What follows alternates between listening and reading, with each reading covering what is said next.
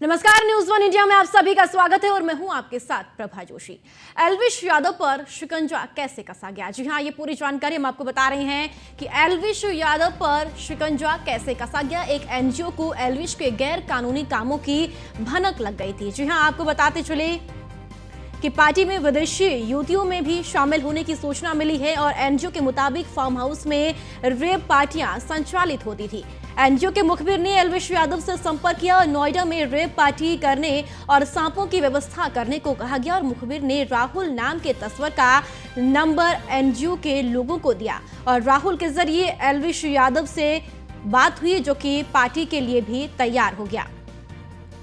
Big boss OTT विजेता एल्विश यादव के खिलाफ नोएडा में पुलिस ने केस दर्ज किया है। जी हां, एल्विश और उनके साथियों पर नोएडा में रेप पार्टी कराने का आरोप लगा है। इनमें प्रतिबंधित सांपों के जहर के इस्तेमाल और विदेशी लड़कियों को बुलाए जाने की बात कही गई है और एक स्टिंग ऑपरेशन के बाद 5 आरोपियों को भी पुलिस ने गिरफ्तार कर लिया।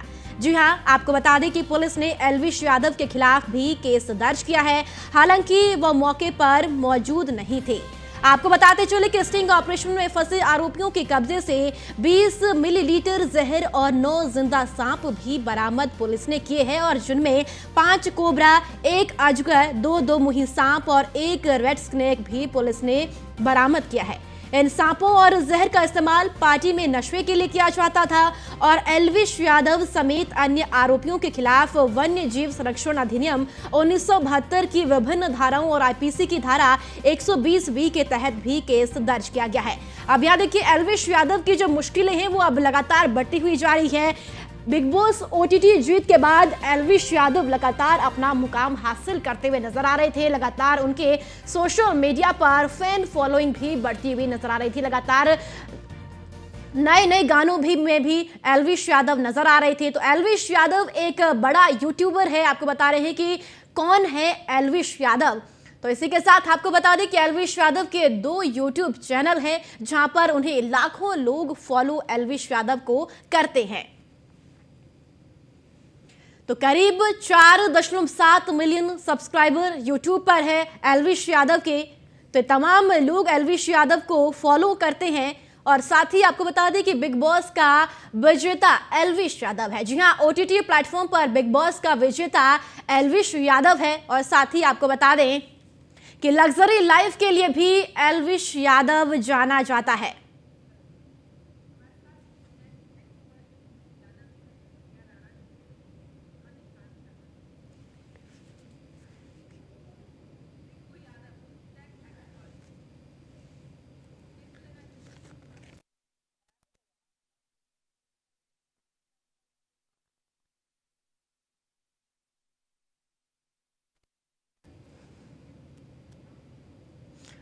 और चलिए, ज्यादा बातचीत के लिए हमारे साथ स्नेक एक्सपर्ट रिंकू यादव भी हमारे साथ जुड़ गई हैं और साथ ही ग्राउंड जीरो से प्रिया राणा और ब्यूरो चीफ निशांत शर्मा भी हमारे साथ जुड़ चुके हैं। सबसे पहले रिंकू यादव जी, आपके पास आऊंगी। देखिए, जिस तरीके से एल्विश यादव का ये मामला अब सामने निकल कर आया है, जहां पर रेप पार्टियों का आयोजन का आरोप एल्विश यादव पर लगा है, वहीं जहरीले सांपों के जहर का इस्तेमाल इन रेप पार्टियों में किया जाता है। सबसे पहले तो मैं आपसे यही जानना चाहती हूँ कि किस तरीके से इन जहरीले सांपों का जहर रेप पार्टी में इस्तेमाल किया जाता है। जय हिंद, वंदे मातरम। मैं एक छोटी सी एरर में आपको थोड़ा चेंज करने बोलूंगा। मेरा नाम रिंकू गुप्ता है, रिंकू यादव नहीं। जी माफ कीजिएगा, रिंकू गुप्ता जी। जी हाँ। तो जो स्नेक का वेनम होता है वो डायरेक्ट तो नहीं ले सकते हैं। उसके लिए स्नेक का वेनम निकाल के कुछ प्रोसेस करके ड्रग्स के रूप में बना के उसे ले सकते हैं। लेकिन ये सब लेना आप जानते हैं कि वो नशे के लिए लेते हैं, लेकिन ये बहुत हानिकारक है। अगर ज्यादा ले लिया तो इंसान की मृत्यु भी हो सकती है। जी जी जी रिंकू यादव जी, मैं आपसे ये भी समझना चाहूंगी कि कौन कौन से ये सांप ऐसे होते हैं जिनके जहर का इस्तेमाल इन पार्टियों में आमतौर पर लोग करते हैं। काफी हानिकारक ये जहर है और कैसे इन सांपों को ये पकड़ा भी जाता है? देखिए, जो भारत में जी करीब 50 से ऊपर प्रजाति के वेनेमस स्नेक पाए जाते हैं, उसमें जो 4 मेन बिग 4 स्नेक बोले जाते हैं, बिग 4 ऑफ इंडिया, जिसमें फर्स्ट नंबर पे कॉमन क्रेट आता है, सेकंड पे कोबरा आता है, थर्ड में रसल वाइपर और फोर्थ में सॉ स्केल्ड वाइपर। इनके वेनम से ही लोगों की ज्यादा मृत्यु होती है, इसी की स्नेक बाइट ज्यादा होती है जी। तो जहां तक मेरा ख्याल है कि स्नेक एक्सपर्ट लोग जो है वो तो हम लोग जैसा हम रेस्क्यू करते हैं हमेशा, तो हमारा रेस्क्यू करने का तरीका अलग है। बहुत लोग किसी भी तरह पकड़ लेते हैं और गलत तरीके से उसका इस्तेमाल करते हैं। ऐसा कोई रेस्क्यू हर कोई नहीं कर सकता है। पहले तो सांपों के बारे में जानकारी होनी चाहिए, कौन सा शेड्यूल 1 स्पीसीज स्नेक है, उसे रखना भी इनलीगल है। हम लोग भी रेस्क्यू करते हैं तो 24 आवर्स के अंदर हम रिलीज करते हैं। किसी को तो सांप रखने के 24 आवर्स के ऊपर आप नहीं रख सकते किसी भी स्नेक को जी। जैसे रेस्क्यू करते हैं 24 आवर के अंदर आपको रिलीज करना है, तो फॉरेस्ट डिपार्टमेंट के अंदर हैंड ओवर करना है उनको। तो ये रखना भी एक तरह से गैर कानूनी है, जुर्म है ये जी।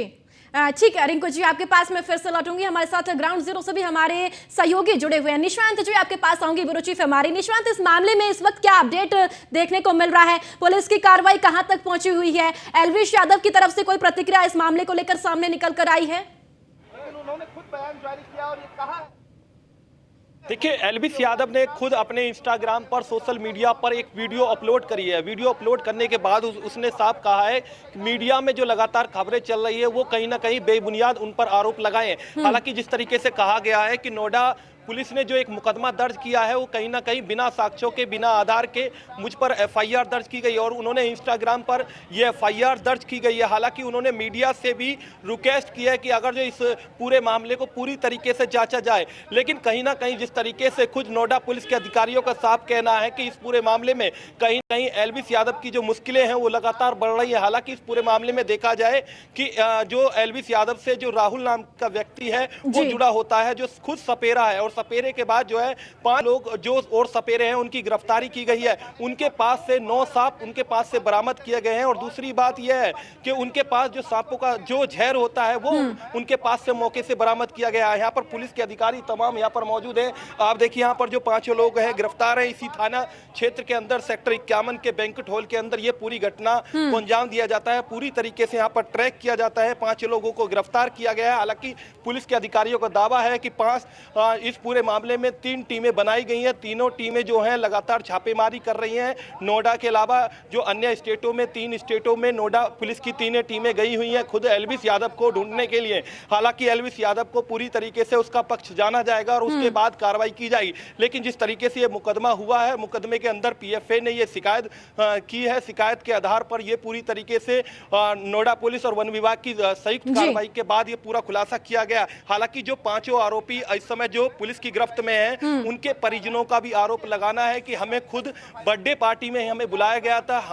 हम तो खुद जो हमारे उनके परिजनों का साफ ये भी कहना है कि खुद बर्थडे पार्टी में बुलाया गया था और इस तरीके का कोई मामला नहीं है। कहीं ना कहीं राजनीति का शिकार हमें किया जा रहा है। ना ही हम एल्विश यादव को जानते हैं और इस तरीके से उनका यह भी कहना है कि हमारे पास कोई सांप नहीं था और कोई किसी प्रकार का नशे का जो जहर था वो कहीं नहीं था। तो कहीं ना कहीं इस तरीके के जो आरोप है परिजनों के उनसे भी हमने बात करी और उनका साफ कहना है। वहीं पुलिस के अधिकारियों से हमारी बात हुई है। पुलिस के अधिकारियों का कहना है कि इस पूरे मामले में गंभीरता के साथ जांच की जा रही है। 3 टीमें बनाई गई हैं। तीनों टीमों को अन्य स्टेटों में भेजा गया है। हालांकि एल्विश यादव के पक्ष को जाना जाएगा और कहीं ना कहीं उसके खिलाफ कार्रवाई की जाएगी, साक्ष्यों के आधार पर कार्रवाई की जाएगी। अब 5 लोगों की गिरफ्तारी इस मामले में की गई है और जिस तरीके से देखा जा रहा है कि एल्विश यादव की जो लगातार जो मुश्किलें हैं वो कहीं ना कहीं बढ़ती देखी जा सकती हैं। ठीक है निशांत, मैं आपके पास फिर से लौटूंगी। न्यूज रूम से हमारे साथ पीयूष तिवारी भी जुड़ गई हैं। पीयूष, सांपों की तस्करी और गैर कानूनी तरीके से रेप पार्टी का आयोजन के खिलाफ एल्विश यादव के खिलाफ एफआईआर तो दर्ज हो गई है,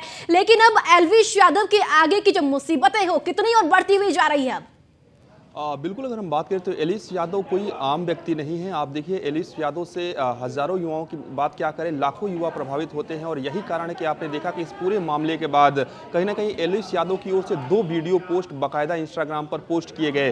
पहले वीडियो पोस्ट में आपने देखा कि एक गाना एल्विश यादव की ओर से पोस्ट किया गया जिसमें वो कहीं ना कहीं अपनी कला की प्रस्तुति देते हुए नजर आ रहे हैं। उस गाने के बोल देखिए किस तरीके से है कि बड़े बड़े शहरों में छोटी छोटी बातें होते रहती हैं। इस तरीके के गाने जो है वो रील्स जो है वो कहीं ना कहीं एलविश यादव की ओर से पोस्ट किए गए। दूसरा जो पोस्ट है वो भी कहीं ना कहीं एलविश यादव की ओर से पोस्ट किया गया और एलविश यादव ने सीधे तौर पे इस पूरे मामले में सफाई दी और एलविश यादव ने कहा कि अगर मेरे पर 1% भी इस तरीके के आरोप सच साबित हो जाते हैं तो जो भी कार्रवाई होगी मैं उसको स्वीकार करूंगा। इसके साथ ही उन्होंने पूरी तरीके से इन आरोपों को सिरे से खारिज किया है, बेबुनियाद बताया है। इसके साथ ही उन्होंने ये भी कहा है एलविश यादव ने सीधे तौर पर कि जो भी आरोप लगाए जा रहे हैं, जो मीडिया में ये चल रहा है कि एलविश यादव को गिरफ्तार कर लिया गया है, तो वो कहीं ना कहीं गलत चल रहा है।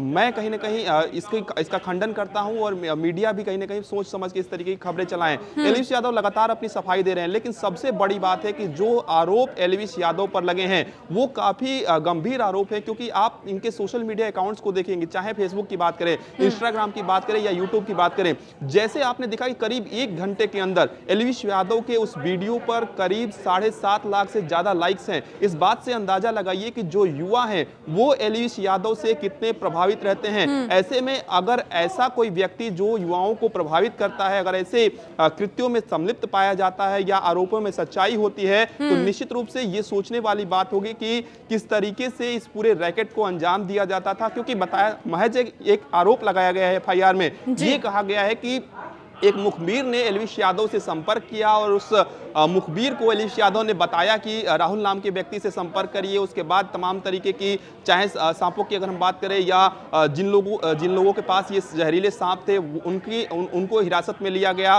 पुलिस इस पूरे मामले में जांच कर रही है और इस वक्त की आपको जानकारी दे दे कि करीब 3 टीमें लगभग बनाई गई है। सोर्सेस के हवाले से जानकारी मिल रही है और दिल्ली एनसीआर में कहीं ना कहीं अब एलविश यादव को ढूंढा जाएगा, एलविश यादव के घर पर उनको ढूंढा जाएगा और संभवतः एलविश यादव को पुलिस हिरासत में लेगी और पुलिस कहीं ना कहीं एलविश यादव से पूछताछ करेगी। अगर पूछताछ में आरोप कहीं ना कहीं सही पाए जाते हैं तो एलविश यादव को बाकायदा कोर्ट में पेश किया जाएगा और इसके बाद एलविश यादव पर आगे की कार्रवाई की जाएगी। लेकिन फिलहाल अगर हम बात करें तो ये भी देखने वाली बात होगी कि जिन लोगों की गिरफ्तारी हुई है, जिन लोगों को हिरासत में लिया गया है, वो तो लिया गया है, क्या इससे और भी कड़ियां जुड़ेंगी, क्या और भी नाम निकलकर सामने आएंगे। और सबसे बड़ी बात है कि दिल्ली एनसीआर के फार्म हाउस में इस तरीके की घटनाओं को अंजाम दिया जा रहा था या यूं कहें कि इस तरीके के रैकेट को चलाया जा रहा था और जिस तरीके से जो मेनका गांधी से संबंधित जो ऑर्गेनाइजेशन है, जो संस्था है, उसके थ्रू कहीं ना कहीं इसका खुलासा हुआ है और बाकायदा इसकी तैयारी पहले से चल रही थी।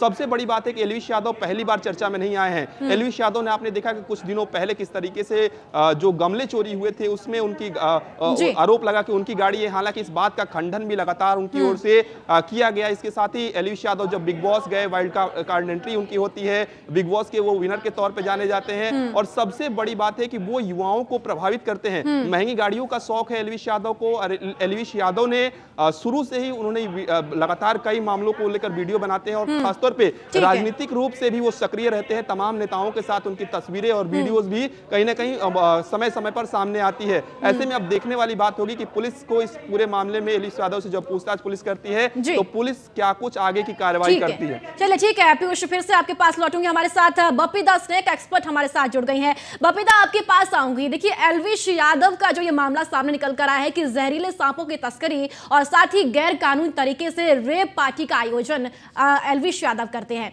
तो इस तरीके का एफआईआर तो अब दर्ज हो ही गई है। लेकिन इस मामले में आपसे समझना चाहूंगी कि कैसे ये इन सांपों की तस्करी करते थे और तस्करी तो ठीक है, लेकिन उन सांपों के जहर का इस्तेमाल कैसे इन रेप पार्टियों में क्या करते थे। देखिए मैडम, सबसे बड़ी बात है, पहले हमें जानना है वेनम और पॉइजन दोनों डिफरेंस चीज होता है। वेनम जो होता है सिर्फ ब्लड में डाइल्यूट होगा तभी असर करेगा और पॉइजन जो हमारा पेट में पीने से होता है। तो ये जो कहा जा रहा है कि रेप पार्टी में ये जो सांप का जहर निकाल के उसका नशा किया जाता है, ये सरासर गलत है। क्योंकि सांप का जहर पीने से कुछ भी नहीं होता, क्योंकि सांप का जहर अगर पीते हैं पेट से उससे कोई असर नहीं होगा। असर तभी होगा तो हमारा आंख में, जीव में या कहीं जख्म होगा जिससे ब्लड में डाइल्यूट हो, तभी जाकर असर होगा। सांप का जहर से कोई नशा नहीं होता। ये सरासर गुड़गांव में और नोएडा में। तो मुख्यमंत्री तो तारीफ करता है कि ऐसे युवाओं से प्रेरणा लेनी चाहिए, बाकी के युवाओं को मंच शेयर करते हैं उनके साथ। ऐसे है कि क्या होता है कि लोगों की असलियत बाद में पता चलता है। हम लोग हमेशा बेनिफिट ऑफ द डाउट देते हैं कि होगा कोई शरीफ इंसान, बाद में पता चलता है कि टीआरपी बढ़ाने के लिए कुछ लोग कुछ भी कर सकते हैं, और एक दफ़ा थोड़ी सी चस्का लग गई मशहूरता की, तो फिर वहाँ हेडलाइन में रहने के लिए कुछ भी करने के लिए तैयार है। मैम, कांग्रेस कह रही है कि बीजेपी संरक्षण दे रही है एलविश यादव को। फोन उठाया और कंधा में की। ये मुझे मालूम नहीं बेटा, ये हमारी टीम ने किया है। मैम, कितने दिनों से ट्रैप कर रहे थे आप लोग? सर्च कर रही है, लेकिन अभी तक वो फरार चल रहे हैं। अब वो फरार है, आपकी क्या मांग है? गिरफ्तारी उनकी तुरंत? उसकी गिरफ्तारी एकदम होनी चाहिए। मैम, ये कहा जा रहा है कि जो वीडियोस शूट हुए हैं वो किसी मूवी के या किसी गाने के शूट के लिए नहीं बेटा, पुलिस मौजूद थी। एसएचओ सेक्टर 49 खुद गए और उनकी मौजूदगी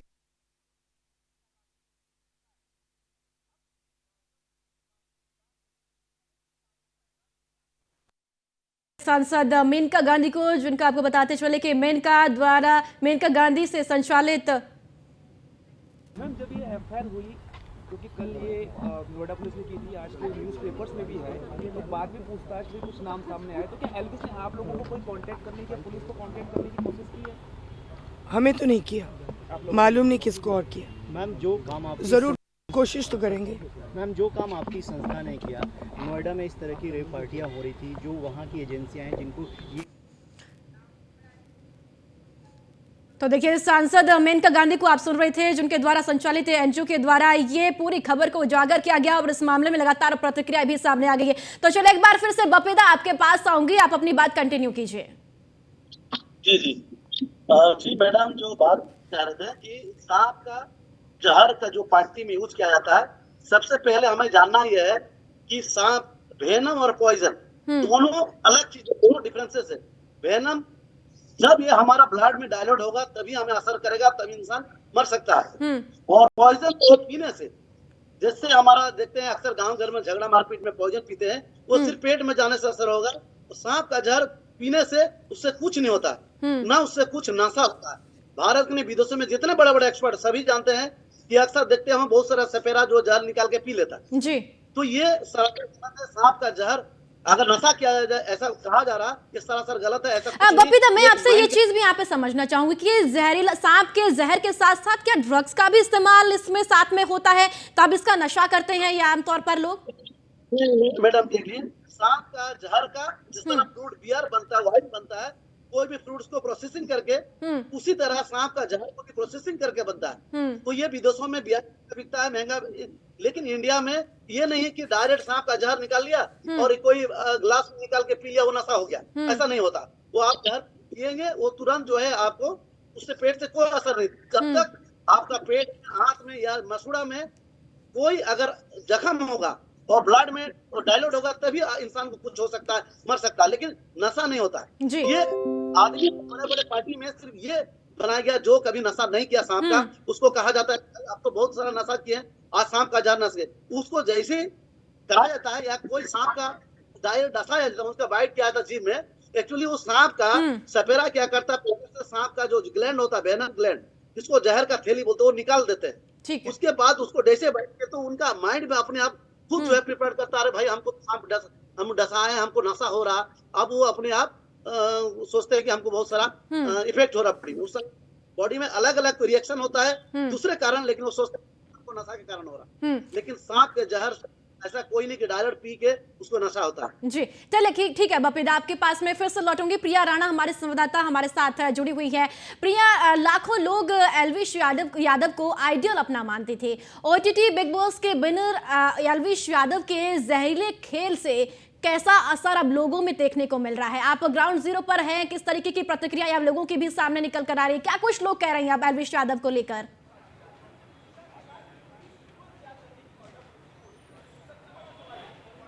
वो कम होता नजर आ रहा है, क्योंकि अभी 2-4 देखिए यहाँ से जो युवा है गुजरे, जिनसे हमने बातचीत की, तो उनका साफ तौर पर यही कहना है कि अगर इस तरीके का खेल किया जा रहा था, जिस तरीके से वे पार्टियां की जा रही थी या देखिए सांपों की तस्करी की जा रही थी, तो अपने आप में बेहद ही शर्मनाक बच्चों के द्वारा ये बात कही गई है। लेकिन सबसे बड़ी बात यह है कि देखिए इतने सुबह से इतने सुबह से ये लगातार खबर चल रही है कि 5 लोगों की गिरफ्तारी हो चुकी है। उसके बाद देखिए इंतजार था उनकी प्रतिक्रिया का, जिसमें कि उन्होंने देखिए एक पोस्ट किया और जिसमें लिखा कि बड़े बड़े शहरों में छोटी छोटी बातें होती रहती हैं। साफ तौर पर उन्होंने ये कहा कि उन्होंने ऐसा कोई काम नहीं किया है, लेकिन जिस तरीके से देखिए पुलिस के द्वारा लगातार 3 राज्यों में अलग अलग टीमें जो भेजी गई हैं, लगातार दबिश दी जा रही है, तो जैसे ही उनकी गिरफ्तारी होगी तभी देखिए वो चीज निकलकर सामने आएगी कि क्या कुछ वो उनके खिलाफ। ठीक है प्रिया, मैं आपके पास फिर से लौटूंगी, आप सभी मेरे साथ बने रहिएगा, लेकिन उससे पहले आप सभी को हम मेनका गांधी जो कि सांसद है उनकी ओर से क्या कुछ कहा गया है, क्या प्रतिक्रिया है उनके सामने इस मामले को लेकर, वो भी आपको सुनवाते हैं। और साथ ही एल्विश यादव की ओर से भी इस मामले को लेकर सफाई दी गई है, क्या कुछ एल्विश यादव ने कहा, आइए आपको सुनवाते हैं।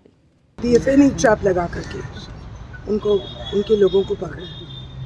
ये जो बंदा है इसके ऊपर हमारी नज़र बहुत दिनों से है, क्योंकि ये जो अपने फिल्में खींचता है, फ़ोटो खींचता है और लगाता है यूट्यूब पर, में वो सांप अक्सर पहनता है।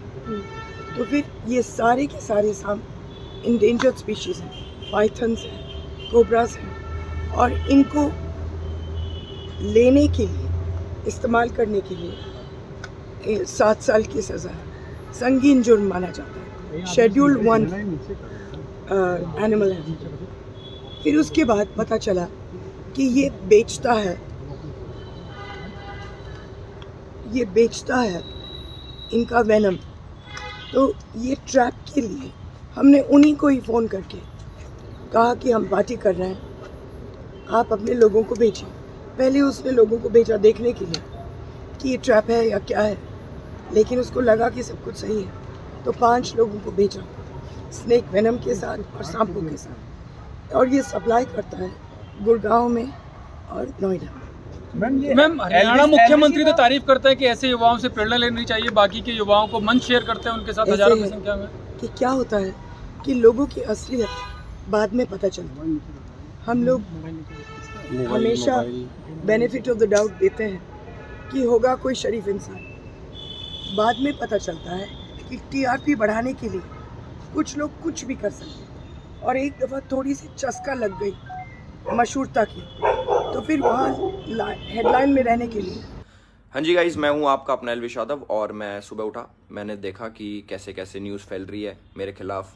ऑल ओवर मीडिया में ये चीज़ हो रखी है, एल्विश यादव अरेस्ट हो गए, एल्विश यादव नशीले पदार्थ के साथ ऐसे ऐसे पकड़े गए, ये सारी चीज़ें जो मेरे खिलाफ फैल रही हैं, जितने भी आरोप मेरे ऊपर लगे हैं भाई, सारे बेबुनियाद हैं, सारे फेक हैं, 1% भी इनमें सच्चाई नहीं है। मैं पूरा सहयोग करने के लिए तैयार हूँ यूपी पुलिस के साथ, और मैं रिक्वेस्ट करूँगा यूपी पुलिस को, पूरे प्रशासन को, माननीय मुख्यमंत्री जी योगी आदित्यनाथ जी को, कि मेरी 1% भी 0.1% भी अगर इस चीज़ में इन्वॉल्वमेंट मिल जाती है, मैं सारी जिम्मेदारी लेने को तैयार हूँ।